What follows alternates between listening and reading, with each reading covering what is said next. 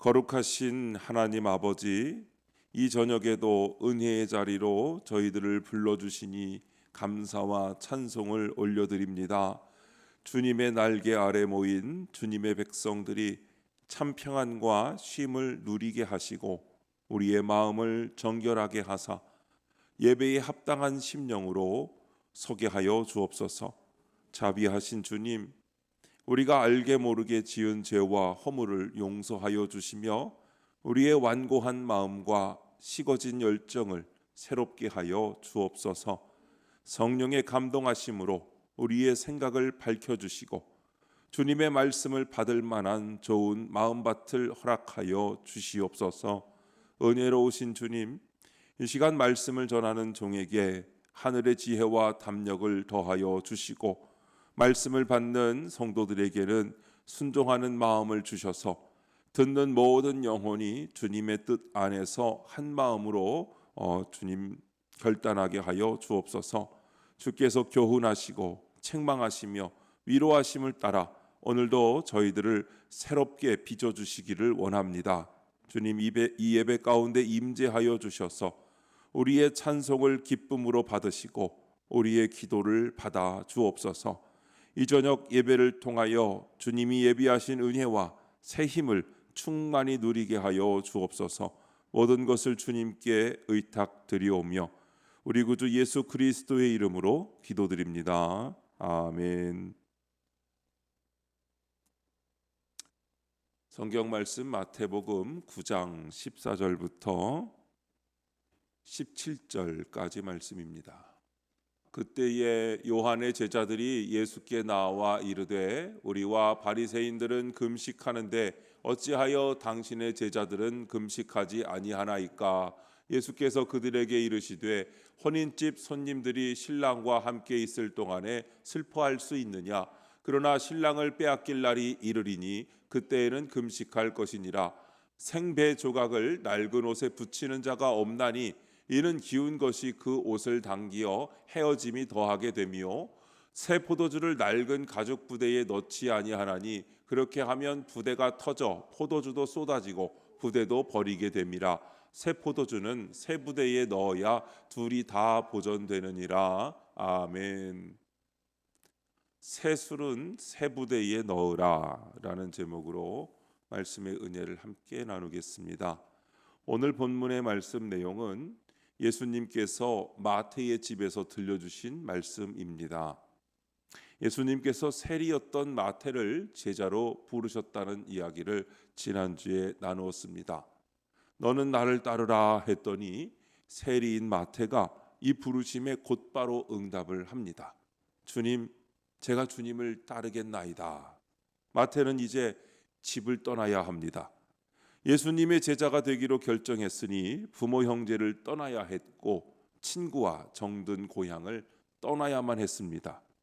이렇게 보다 원대한 뜻을 이루기 위해서는 현실의 것을 포기해야 하고 희생해야 합니다. 두 마리 토끼를 다 잡으면 얼마나 좋겠습니까? 그런데 믿음의 삶은 그렇지를 못합니다.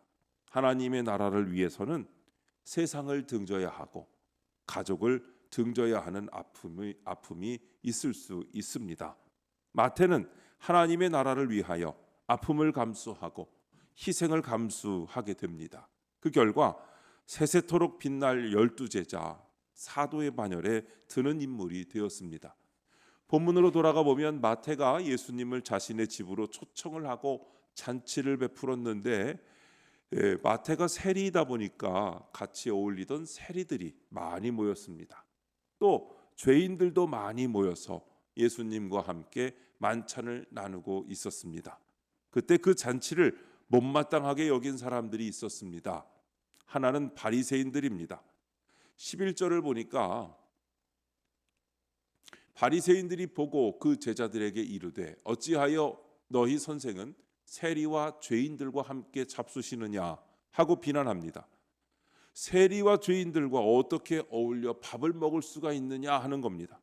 당장에 집어쳐야 하는 거 아니냐, 뭐 이런 얘기죠. 지금 예수님과 그 무리들을 싸잡아서 비난하고 있는 겁니다.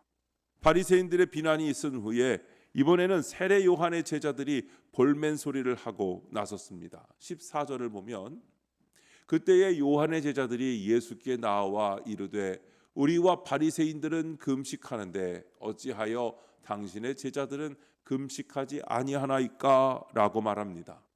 이걸 원문에 보면 우리들과 바리새인들은 자주 금식을 하는데 왜 당신의 제자들은 금식을 하지 않습니까?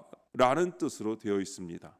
한마디로 왜 당신들은 믿음이 그렇게 형편없냐? 뭐 이런 의미로 보면 될 겁니다. 이때 예수님께서는 혼인잔치집에 비유하며 말씀을 하십니다. 15절에 보면 예수께서 그들에게 이르시되 혼인집 손님들이 신랑과 함께 있을 동안에 슬퍼할 수 있느냐? 그러나 신랑을 빼앗길 날이 이르리니 그때에는 금식할 것이니라 하고 말씀합니다. 혼인잔치집에서 신랑과 함께하면서 어떻게 슬퍼할 수 있겠느냐는 겁니다.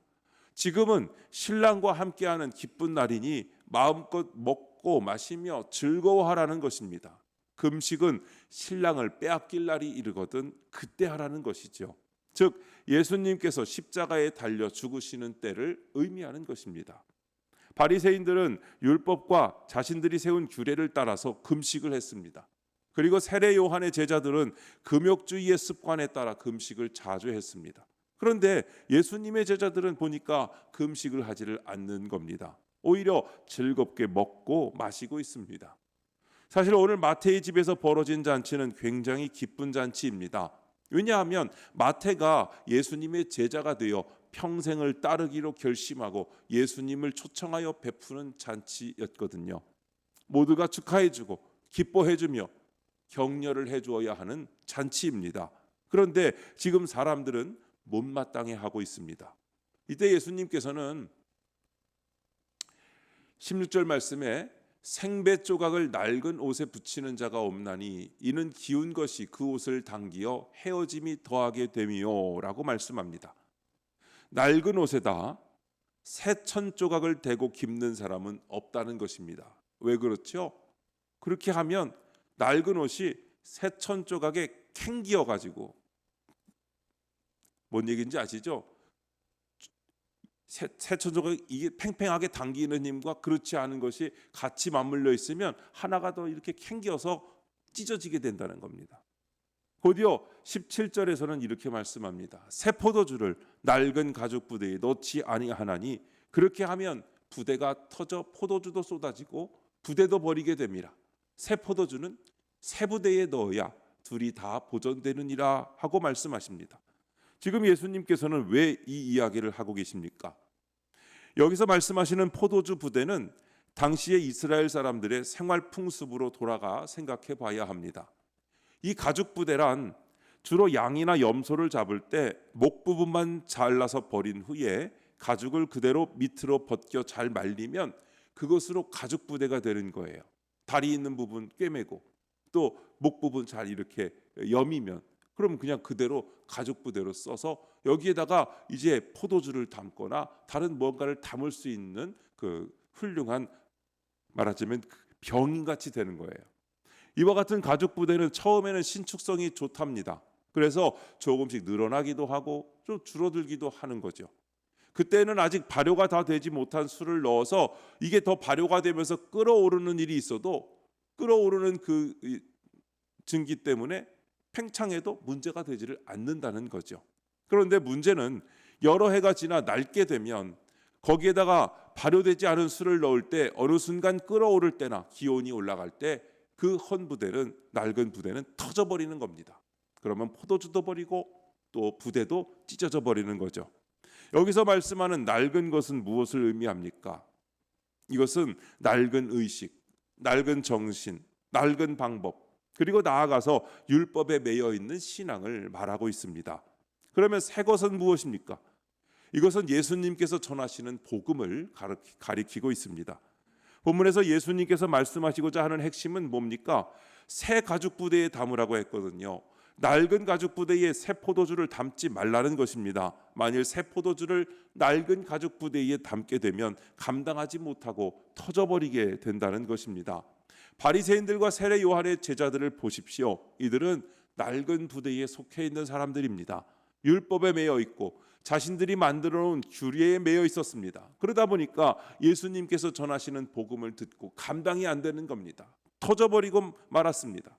감당하지 못하고 받아들이지를 못합니다. 그래서 새술은 새 부대에 담아야 합니다. 우리는 오늘 이 말씀을 통해서 우리의 모습을 돌아보고 진단해 보면서 우리는 이 시대 속에서 살면서 아직도 낡은 것에 매여 있지 않은지, 옛 것을 좋은 것으로, 옳은 것으로 고집하고 있지는 않은지를 생각해 봐야 합니다. 물론 옛 것이 좋은 것이 많습니다만 낡은 것까지 계속해서 유지하는 것은 우리가 생각해 봐야 한다는 것이죠. 우리는 새 부대를 준비해야 합니다. 복음 안에서 새로운 정신을 담고 새로운 믿음을 담으며 새로운 희망을 담을 수 있는 새 부대를 준비하는 여러분이 되시기를 축원드립니다. 그러면 우리가 준비해야 할 새 부대는 어떤 것입니까? 먼저 새로운 마음을 준비해야 합니다. 새 부대는요, 새 마음입니다. 무엇보다도 먼저 마음이 준비되어야 한다는 것입니다. 언젠가 아인슈타인이라는 사람 여러분 아세요? 아인슈타인 상대성 이론 이런 거 주장한 사람인데 그 얘기를 하려는 게 아니라 이런 말을 했어요. 우리가 현재 대면하고 있는 문제들은 현재의 사고방식으로는 해결할 수 없다. 사고의 유형 자체를 바꾸는 패러다임 시프트, 새로운 사고방식을 배우지 않으면 안 된다라는 거예요. 여러분 시프트가 뭔지 아세요? 컴퓨터나 여러분 여기 스마트폰 자판에 보면 그걸 눌러야 대문자에서 소문자 영어가 찍히는, 또는 그걸 눌러야 쌍기역 쌍디귿이 찍히는, 아직 그거 모르시는 어르신들도 많거든요. 그래서 자판을 글씨를 써서 보내면 이 철자가 안 맞을 때가 있어요. 왜냐하면 그 시프트를 눌러야 그게 나오는데 시프트를 안 누르니까 그게 도저히 보이지를 않는 겁니다. 이 시프트는요, 보이지 않는 버튼을 보이게 하는 버튼이 시프트예요. 그러니까 패러다임 시프트는 뭐냐면 내가 가지고 있는 이렇게 보고 있는 세상을 시프트를 눌러서 다른 세상을 보는 방식을 말하는 겁니다. 그러니까 내가 생각하는 사고방식 그 프레임에서 벗어나서 다른 프레임, 새로운 각도로 그 사건을 바라볼 수 있는 마음을 패러다임 시프트라고 하는 거예요. 그러니까 맨날 똑같은 생각으로 똑같은 바라보는 방식으로 보게 되면 그건 그대로 그 방식으로밖에 안 보이는 거죠. 다른 말로 하면 빨간색 안경을 끼고 보니까 계속 빨갛게만 보이는 거예요. 왜 이렇게 어둡냐고, 제가 여행 갔다가 왜 이렇게 아직도 어둡냐고, 오늘 날씨가 이렇게 흐리냐고 그러고서 감리사님들하고 여행하는데 그랬어요. 오늘 되게 오랫동안 흐리네요. 그랬더니 앞에서 다른 감리사님이 감리사님 선글라스 좀 벗으세요. 선글라스 벗으니까 밝은 거예요. 실내에 들어가면 벗어야 되는데 실내가 그렇게 어둡길래 그 실내가 뭐냐면 하늘이 그 천장을 하늘색으로, 밝은 하늘색으로 온통해놔서 그냥 야외에 나온 것처럼 해놓은 하늘이었는데 거기들 나만 어두운 거예요. 나만. 그래서 선글라스를 벗고 나니까 밝은 하늘이 보여서 이렇게 안경을 이런 걸 쓰면 이렇게 되는구나. 결국은 안경을 벗는 거예요. 이게 패러다임 시프트입니다. 내 눈에 가려져 있는 걸 벗어내는 작업이죠. 구소련의 지도자들은 공산주의 체제를 유지하기 위해 더 열심히 일하는 것만으로는 문제를 해결할 수 없다는 것을 깨달았었다고 합니다. 그들에게 필요한 것은 전체적인 패러다임을 바꾸는 것이었죠. 그러니까 공산주의가 아니라 자유주의를 뭔가를 도입을 해야 되는데 그 패러다임을 못 바꾼 거예요. 새 부대를 만들 수가 없는 거예요. 그래서 결국은 그들은 개혁이 이루어지지 못했다는 이야기입니다. 여러분, 에베소서 4장 22절에 보니까 이렇게 말씀합니다. 너희는 유혹의 욕심을 따라 썩어져가는 구습을 따르는 옛사람을 벗어버리고 오직 너희의 심령이 새롭게 되어 하나님을 따라 의와 진리의 거룩함으로 지으심을 받은 새 사람을 입으라 하고 말씀하고 있습니다. 심령으로 새롭게 되라고 말씀합니다. 마음이 새로워져야 하는 거죠. 마음의 새 옷을 갈아입어야 합니다. 껍데기만 갈아입는다고 새 것이 되는 것이 아닙니다.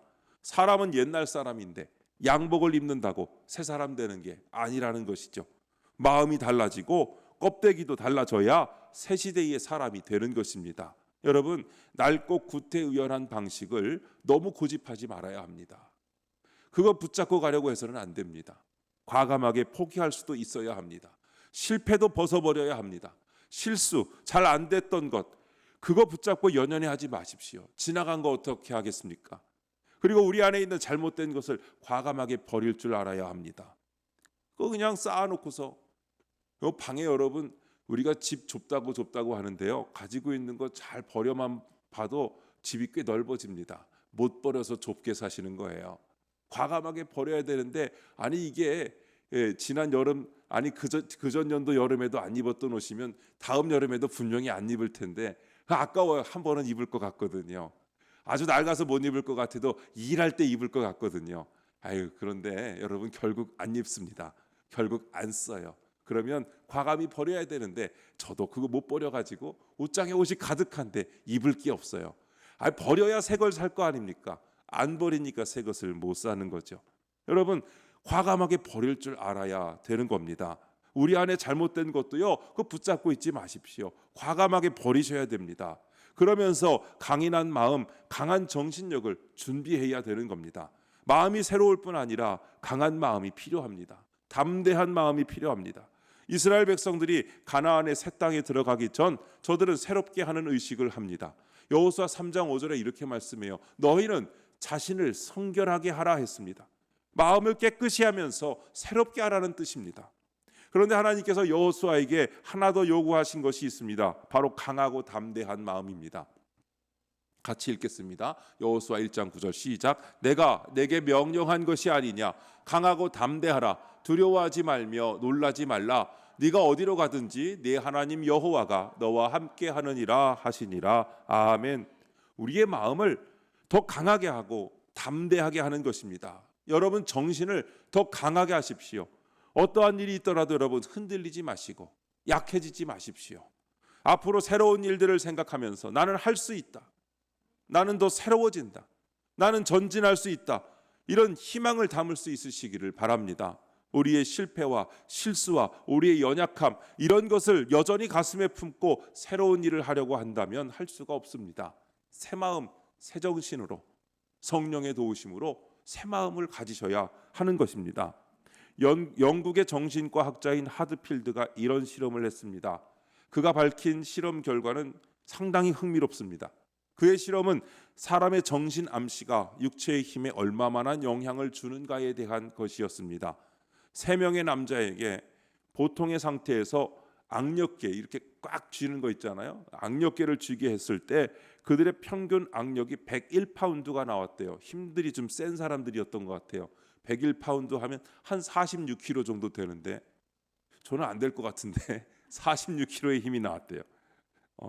그런데 그들에게 당신은 참으로 약하다 하고 암시를 준 다음 다시 쟀더니 29파운드로 떨어졌대요. 키로로 하면 14kg예요. 아까 46이었으니까 이게 한 3분의 1 정도로 더 떨어진 거 아닙니까? 그렇죠? 3분의 1도 안 되는 것 같아요. 그 정도로 많이 떨어졌어요. 이번에는 당신은 강하다 하는 암시를 준 다음 재봤더니 64kg, 142파운드, 64kg까지 늘어났다는 거예요. 14kg에서 64kg면 거의 5배 가까이 늘어난 거 아닙니까? 이 실험은 나는 강하다는 적극적인 정신 상태로 충만해지자 그들의 체력은 소극적이고 부정적이었던 상태 때보다 무려 5배 가까이 500% 정도 그 힘이 증가했다는 것을 보여주고 있습니다. 여러분, 나는 약하다, 나는 못한다 하는 마음은 낡은 부대입니다. 낡은 마음입니다. 이 마음으로는 아무것도 견뎌내지 못한다는 사실을 명심해야 합니다. 나는 할 수 있다. 주 안에서 나는 할 수 있다. 주님이 나와 함께 하시니 내게는 두려움이 없다 하는 믿음으로 충만하시기를 바랍니다. 그리하면 여러분의 인생이 5배는 강해진다는 겁니다. 이 마음, 이 희망, 그리고 이것이 바로 새수를 담는 새가죽 부대가 되는 줄로 믿습니다. 이런 마음으로, 이런 정신으로 준비되어질 때 우리 안에 새로운 것이 들어온다면 그것이 아무리 역동적인 것이라 하더라도, 아무리 새로운 변화라 하더라도 우리는 감당할 수 있고 새 일을 행할 수 있게 되는 것입니다. 두 번째로, 미래를 보고 준비하는 것이 새 부대를 준비하는 것입니다. 새 부대는 미래입니다. 미리 준비된 것입니다. 즉각적으로 만들어지는 것이 아닙니다. 여러분, 술을 담기 위해서는요, 미리 준비가 되어 있어야 되는 거 아닙니까? 이게 잘 안 될 때가 있잖아요. 음식을 만들었으면 음식을 담을 그릇도 준비해 놨어야죠. 음식은 다 말았고 펄펄 끓고 있는데 담을 그릇이 없으면 어떡해요? 물론 찬장에서 꺼내면 되죠. 그것도 준비돼 있는 거 아닙니까? 싱크대에서 꺼내는 것도. 꺼내 놓으면 더 좋지만, 근데 그릇이 아예 없는데 담을 그릇 없이 그냥 이것만 준비돼서는 안 되는 거잖아요. 술을 담기 위해서도 마찬가지 아니겠어요? 담을 병이 준비되어 있어야 되는 건데 준비 안 된 상태에서 술만 만들면 어떻게 돼요? 담을 데가 없는 거 아닙니까? 준비된 부대는 미리 준비되어 있어야 되는 거죠. 언제든지 쓰임 받을 수 있어야 합니다. 준비된 사람은 언제든지 움직일 수 있는 겁니다. 언제든지 일할 수 있고 수용할 수 있고 승리할 수 있게 되는 것입니다. 제2차 세계대전이 한참 진행될 때 연합군이 독일군에게 밀려서 새로운 작전이 아니면 가망이 없을 때가 있었습니다. 연합군으로서는 상당히 당혹스러울 때였습니다. 그때 미국의 대통령 루즈벨트가 찾은 사람이 있었습니다. 바로 아이젠하워 장군입니다. 그 당시만 해도 그는 그렇게 알려져 있지 않은 장군이었습니다. 루즈벨트는 그를 찾아가서 지금 이 전쟁을 어떻게 끌어가야 할 것인지를 논의했습니다. 그때 아이젠하워는 유사시 어떤 전투에서도 적용할 수 있는 작전들을 100여 가지 이상을 준비하고 있었다고 합니다. 그 작전 중에 하나가 결정적으로 연합군의 승리를 이끌 수 있었던 계기가 된 노르망디 상륙 작전이었다고 합니다. 여러분, 이렇게 준비를 해야 되는 것이죠. 개인적인 것을 준비하셔야 됩니다. 준비하는 자만이 미래의 좋은 것들을 담을 수가 있는 겁니다. 미래를 위하여 준비하셔야 됩니다. 미래를 보고 준비하는 사람에게 하나님은 축복하십니다. 왜요? 그 사람은 기도하는 사람이고 하나님을 의지하는 사람이기 때문입니다. 교회를 위해서도 함께 준비하셔야 됩니다. 우리의 새 부대를 준비해야 합니다. 그래서 언제든지 새 것이 있을 때 받아들이고 또 하나님께서 담아주실 때에 능히 받아 감당해 나아갈 수 있는 교회가 되기를 원합니다. 우리 교회가 어느덧 내년은 40주년이에요. 40주년은 뭘 해야 될까 기획위원들하고 의논을 했는데 딱히 뭔가 나오지는 않았지만 여러 가지 의견들이 나왔어요. 그런데 하나도 쉬운 일은 없습니다. 우린 뭘 준비해야 되냐면 새 부대를 준비해야 돼요. 잘못 담았다간 터지거든요. 40주년에 담을 것들을 위해 여러분 새 부대를 준비해야 할 줄로 믿습니다. 우리 시간은 매일 새롭습니다. 그리고 시대는 빠르게 변화됩니다. 이 변화되는 세상에서 우리는 낡은 것을 가지고 살아갈 수가 없습니다. 우리의 풍성한 삶을 위해서 하나님의 나라를 위해서 우리는 새로운 것을 받아들이고 그 새 것을 통하여 창조해 나가야 하는 것입니다. 여러분 마음을 새롭게 하시기 바랍니다. 주님 안에서 늘 새로워지십시다. 그리고 강하고 담대한 마음으로 나아가셔야 합니다. 주님 안에서 할 수 있다는 믿음으로 나아가십시오.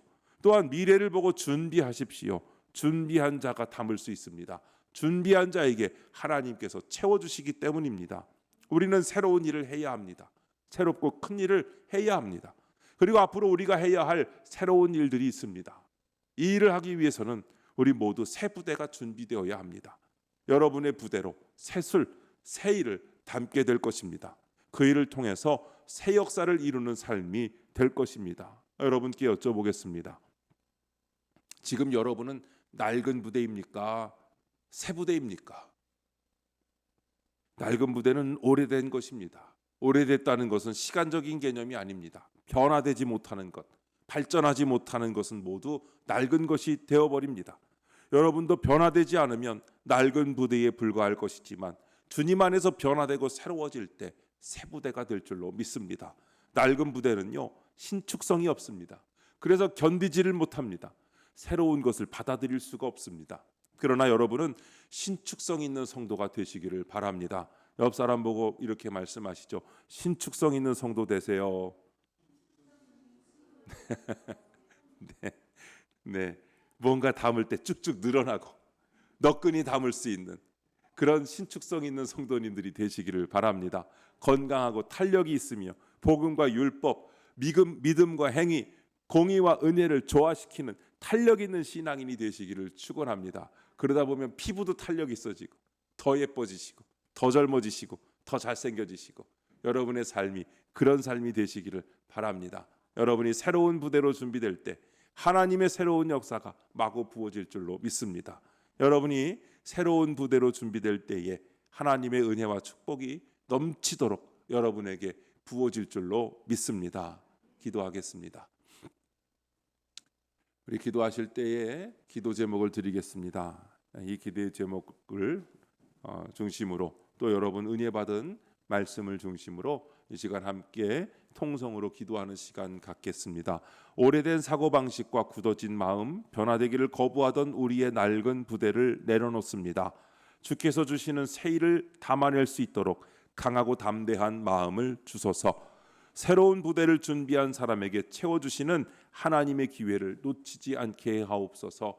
주여 한번 부르시고 기도합니다. 주여 하나님 아버지 감사합니다. 오늘 주님 앞으로 저희들을 불러주시고 함께 새술은 새 부대에 담으라는 말씀을 나누게 하시니 감사합니다. 오늘 우리에게 새술을 담을 새 부대를 준비하라 하신 말씀 앞에 겸손히 서게 하심을 감사합니다. 주님, 오래된 사고방식과 굳어진 마음, 변화되기를 거부하던 우리의 낡은 부대를 내려놓습니다.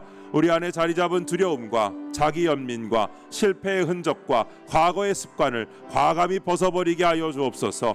주께서 주시는 새 일을 담아낼 수 있도록 강하고 담대한 마음을 주시고, 나는 약하다는 속삭임에 흔들리는 것이 아니라 주님 안에서는 내가 능히 할 수 있다는 믿음의 고백으로 일어서게 하옵소서. 주님, 미래를 바라보며 준비하는 성도가 되게 하시고 새로운 부대를 준비한 사람에게 채워주시는 하나님의 기회를 놓치지 않게 하옵소서. 우리의 삶과 가정과 교회가 변화의 기운을 담아낼 신축성 있는 공동체가 되게 하시며 새술, 새 은혜, 새 사명을 부어주실 때에 감당하며 순종하게 하여 주시옵소서. 우리 안에 새 일을 행하시고 새로운 역사로 이끄시는 주님의 손길에 온전히 반응하게 하여 주시옵소서. 주님께서 부어주시는 은혜와 능력이 우리를 통하여 흘러가 오늘도 주님의 나라가 더욱 풍성히 드러나게 하여 주시옵소서.